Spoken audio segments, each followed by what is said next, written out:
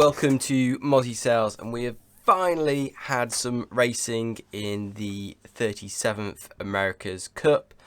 What a fantastic weekend. Okay, it wasn't all fantastic by any stretch of the imagination. Definitely a slow start with Unsaleable on the Friday. Saturday we had a couple of light and very average weight races to watch. And then we missed out on the match race final.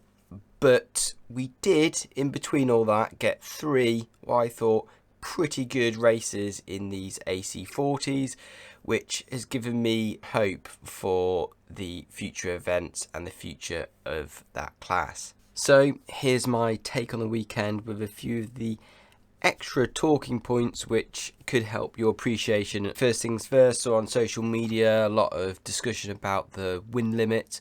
Obviously, whenever you get a weekend which has got a lot of marginal racing, this is top of the bar discussion. 6.5 knots, is that too low of a limit, giving us kind of rubbish displacement sailing? Well, pretty much clearly yes. I think the two races on Saturday looked bad on TV. In person, I thought they were actually pretty good. The breeze was light, but it was fair. And I think when people did get up on the foils or stayed up on foils, that was mainly due to their own merit rather than some random wind phenomenon. Let's have a little quick discussion about the results and how they match up against the prediction. So, first of all, talking about the top two teams, I thought they were pretty inseparable. The point scoring system, the way it worked, I think on the broadcast it actually said, American Magic have been really consistent and that's what won it for them. It's actually the opposite. So the point scoring position gave extra points for a first place, like a bonus point effectively. And that's what won it for American Magic. If you go back to conventional scoring, then both teams would have been on 12 points. American Magic still would have won it on kind of like the countback system, which again isn't really a marker of consistency. It's a marker of getting more high finishes.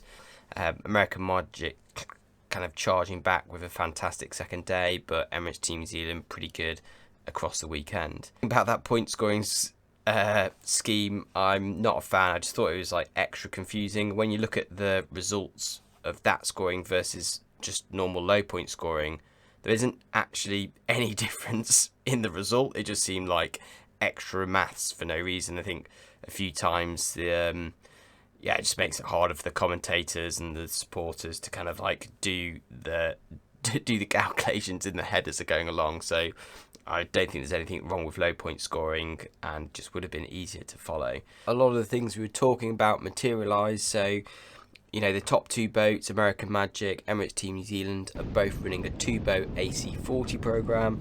So that's obviously translated well into this AC40 one design racing. Those people have spent a lot of time in those boats. So not unforeseen. Elingi, who are the other team with two AC40s, they probably would have been third if it wasn't for their hydraulics failure after the battery change. So actually that kind of narrative about these teams who have taken that approach to really put all their eggs into the AC40 program is paying off for this racing. Not that this racing really counts for much, but it is giving their sailors some sharpness that the other teams probably don't quite have. Next you then have Rossa, who on the face of it, they'll been disappointed to be beaten by Orient Express, a new team. However, you know, Rossa, maybe they got one call going in their favour in terms of they got redress for that start in the first race, but then they got the call go against them in the port starboard with Orient Express. If that call had gone the other way as well, then that would have bumped Rossa up to third. And I think third would have been a really good result for Rossa, considering they don't have two AC40s. They've barely touched their AC40, and really the opposition they probably would be benchmarking themselves against is INEOS, who they comprehensively beat over the weekend. So not all bad for Rossa, and some decent showings in the racing. And in the context that they were pretty good in the practice racing as well, despite not much time in the AC40, I think there's quite a lot of decent positives to take away. So that really leaves us with the two kind of big shocks at the weekend, and something I didn't see was how good Orient Express would be and how poor INEOS would be. So I don't think any of us really picked INEOS to win, and that's no disrespect to the sailors. In fact, quite a lot of people view them as one of the stronger sailing squads. Ben's just come off a victory at Sail GP, incredible Olympic talent on board, depth in the squad. So, they don't become bad sailors overnight. You still kind of thought they should edge out Orient Express, who are new to the Cup, new to these foiling monohulls, and only got their AC40 test boat, like a month ago. INEOS have had theirs since last year. So how did Orient Express do so well? Well, at times they did ride their luck, and obviously their best results came on the first day in the marginal conditions. But on the second day, they were still in the mix quite a lot, and still outperformed INEOS hands down. Clinged on to that third place. Great to see them up there on the podium. But I think the key thing to realise is, even though they only got their AC40 in August and only had limited batteries, that's really limited their sailing time. What they have had for quite a while is the AC40 simulator, which I think they got as part of the AC40 package from Emirates Team New Zealand. And for France, this AC41 Design Racing will be really important for their team to prove that their sailors are the calibre that are worth backing by serious investment for future campaigns. So it would make sense that they put all their simulator time into actually practicing in the one design version of the boat, and put less effort into their cup boat, accepting that this might be a cup too early for them to really compete in the final Challenger Series. But if they can put a marker down, like undoubtedly they did this weekend, then that could bring in more investment for them in future cup cycles. So I wouldn't be surprised if when they got that sim, they've been absolutely racking up the AC40 simulator time. And that is the flip side, possibly, to INEOS's poor performance. So I was shocked. We saw my predictions from the previous video. I thought they would struggle against the teams with the two AC40s, but I thought they had slightly more time in the boat than Rossa and a lot more time than Orient Express, so I thought that's roughly where they'd be. However, when I look back at some of the videos about INEOS's simulator they posted, I noticed that it's only showing the LEQ12 test boat, and that's got very different control systems. And in the commentary, I overheard Hannah Mills, who's obviously on the Women's America's Cup team, linked to INEOS. She said they'd only received their AC40 simulator recently, so that kind of implies that the INEOS team didn't have an AC40 simulator before that they could have given them a go on, because surely they would if they could. So perhaps INEOS were running into this AC40 not just on low sailing hours, but on very low AC40 simulator hours. So when we get the interviews from them saying, we've been focusing on their test boat, they don't just mean sailing time, but simulator time as well. And it certainly looked like they were rusty. I mean, not just in terms of boat speed and moding, but also just getting the boat in the right place in the pre-start, all that kind of stuff that just, a little bit sharpness on the controls can give you that edge to position. So it would all fit a narrative that was the case. Now, I don't know that for certain. That's just something I'm piecing together from the bits of information that are floating around.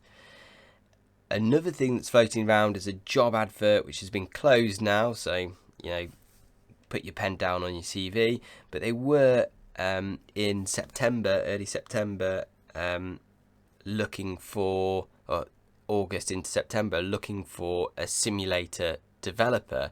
So perhaps when they got in the AC40 and started doing some of this practice racing and realising how far behind the others they were, they've decided to bring on an extra person to either modify their current sim to run for an AC40 or even develop one in tandem.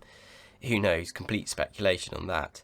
But for me, there's a dent in morale from having your ego knocked, but the frustration should run a little deeper than that. ultimately the results of this AC40 racing doesn't count towards the Cup, and like they've stressed before, they're focused on designing a quick Cup boat. But what this racing really represented was one of very few opportunities to do actual racing, actual race days on a course in a foiling monohull. And there's a lot you can learn from being in the mix, boat on boat, looking at those kind of situations break down, getting the experience of, you know, seeing how boats tack, how they use the boundaries, and getting your sharpness in. And INEOS were kind of so far off the back that not only was it a bruising performance in terms of finishing last, but they actually didn't get as much of the experience of being in amongst the fleet. A little bit of a backstory, which adds an extra flavour of interest to the results we saw at the weekend. I think for me, looking at the event overall, I'd say it was a pretty good success. Being there in person, it was really busy, great atmosphere.